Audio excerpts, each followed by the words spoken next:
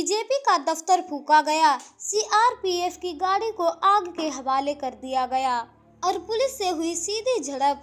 ये तस्वीरें और वीडियोस हैं केंद्र शासित प्रदेश लद्दाख की, जहां हालात अचानक बिगड़ गए हैं। लद्दाख की सड़कों पर ऐसा तूफान उठा जिसकी गूंज दिल्ली तक पहुंच रही है।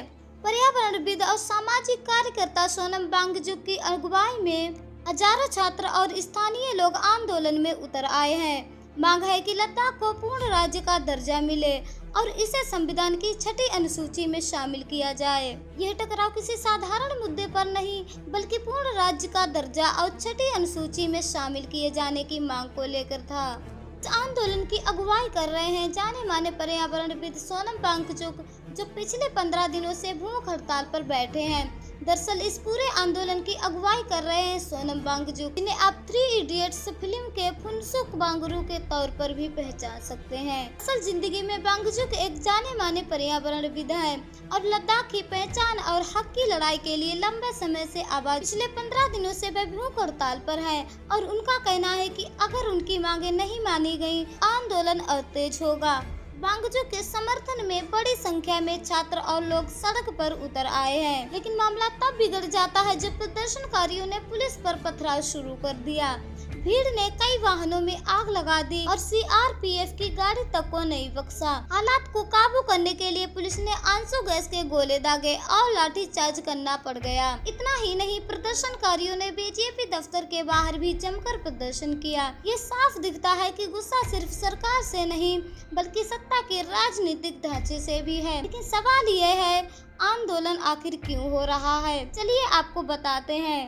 इनकी 4 बड़ी मांगे क्या है? पहली मांग, लद्दाख को पूर्ण राज्य का दर्जा दिया जाए। दूसरी मांग, लद्दाख को संविधान की 6ठी अनुसूची में शामिल किया जाए। तीसरी बड़ी मांग, लद्दाख के लिए 2 लोकसभा सीटें हो।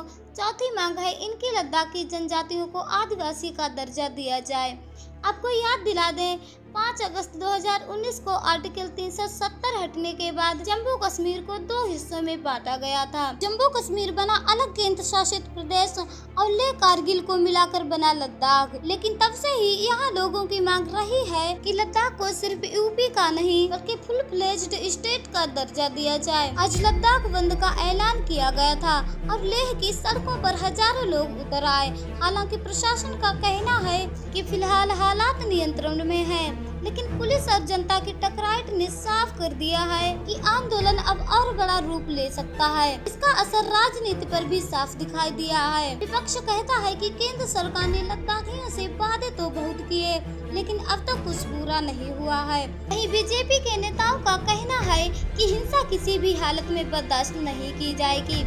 हालांकि लोगों की मांगों को लेकर सरकार पर दबाव बढ़ता जा रहा है। तस्वीर साफ है, लद्दाख आज फिर से सुर्खियों में है। एक तरफ सोनम वांगचुक भूख हड़ताल पर बैठे हैं, दूसरी तरफ छात्रों और जनता का गुस्सा सड़कों पर फूट रहा है। सवाल यही है, क्या केंद्र सरकार लद्दाख की 4 मांगों पर कोई ठोस कदम उठाएगी या फिर यह आंदोलन आने वाले दिनों में और उग्र होगा? इसका जवाब अपने आने वाले हफ्तों में दिखाई देगा। केंद्र शासित लद्दाख के लेह टाउन में आज उस समय हालत काबू से बाहर हो गए।